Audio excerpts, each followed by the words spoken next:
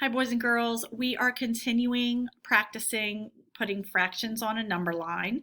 This is lesson 17 problem set.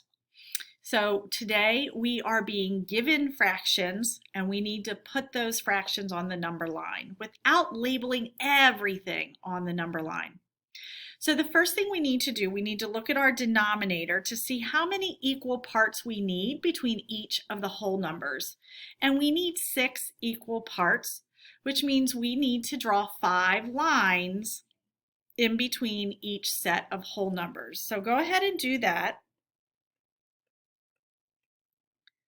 And you're estimating, so it's okay if it's not exact. Just make sure you have 6 parts in between, 1, 2, 3, 4, 5, 6, in between each whole number set. And the first one we need to label is 0/6. That's a pretty easy one, 0/6. And I'm going to keep what we've been doing. I'm going to box the whole numbers. The next one we need to label is 6/6. If you remember, any number when the numerator and denominator are the same is 1 whole. So we're going to put 6/6 right here. The next one is 12/6. So we can go from 6/6 to 7/6, 8/6, 9/6, 10/6, 11/6, 12/6. So we're going to label 12/6 right here. And if you already knew that that was 2, that is awesome. I'll give you a little trick. If you take the numerator 12 and divide by the denominator 6, you get the whole number. So next we're going to do 3/6. So we're going to go back to 0 and count 1/6, 2/6, 3/6 and label it right there. I'm even going to put a little dot for where each of these is getting labeled. And then last but not least, we have 9/6. So we already have 6/6 marked. So we're going to start counting there. Remember in first grade when you just picked a number and started counting? This is why. 6/6, 7/6, 8/6, 9/6. So right there, 9/6. Let's go on to number 2. Number 2 is fourths. So we're going to make 3 lines between each set of whole numbers so that we have fourths in between our whole numbers. The first one that we need to label is 8/4. So we're going to start here.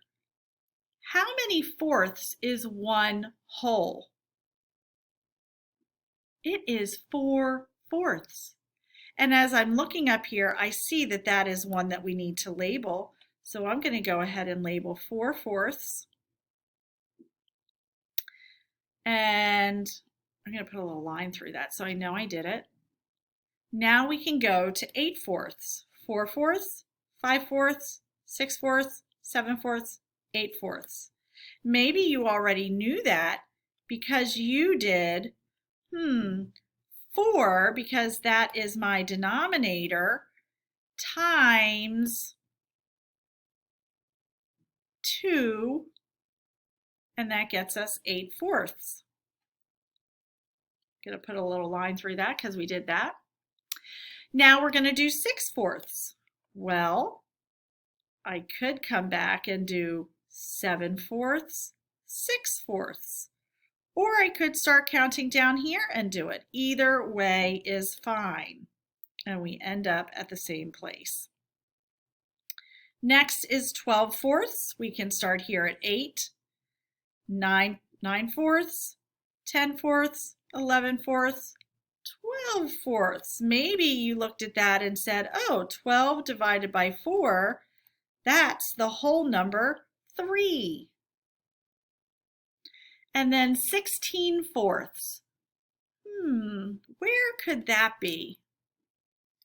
That is right here. 16 divided by 4 is 4, and that's our whole number 4. Go ahead and try number 3 on your own and then come back and check your work. Welcome back, boys and girls. Go ahead and check your work on number 3 to see if you have yours labeled the way I have mine. I have 1, 2, 3 spaces in between each whole number, and then I've labeled where the fractions go.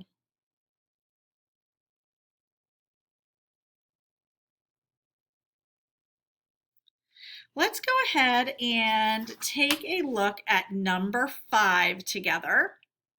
This is a little bit of problem solving, so I'm going to sort of model it for you. Listen to what I'm saying, process it. You won't have to do this on your own right away. So Marcy ran 4 kilometers after school. She stopped to tie her shoelace at 7/5 kilometers. Then she stopped to switch songs on her iPod at 12/5 kilometers.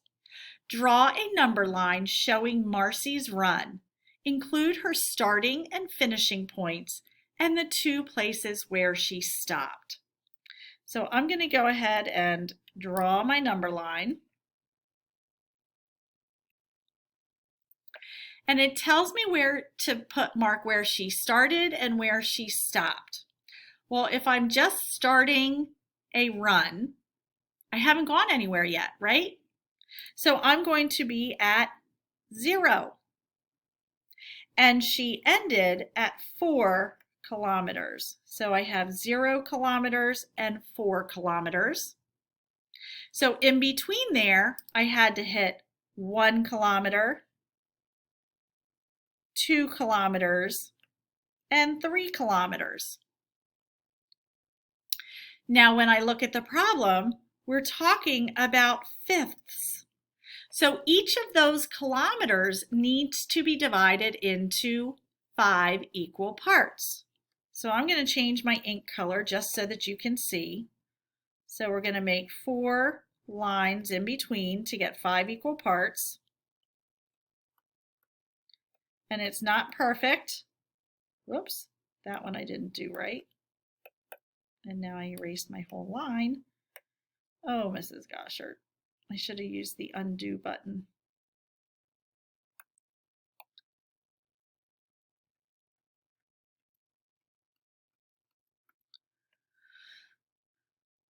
So now we need to mark her starting point, which was 0/5.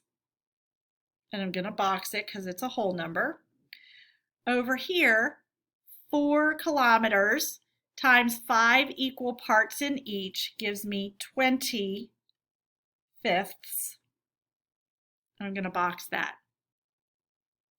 So now I need to find 7/5 because that was her first stopping point. So I'm going to start here at 0/5, 1/5, 2/5, 3/5, 4/5, 5/5, 6/5, 7/5. So 7/5. And then the next stopping point was 12/5. So I'm going to keep going. 7/5, 8/5, 9/5, 10/5, 11/5, 12/5. Now I'm going to go back to make sure I did everything they asked in the problem. Marcy ran 4 kilometers after school. She stopped to tie her shoelace at 7/5 kilometers. I marked that. Then she stopped to switch songs on her iPod at 12/5 kilometers. I marked that. Draw a number line showing Marcy's run. She started at 0, ended at 4.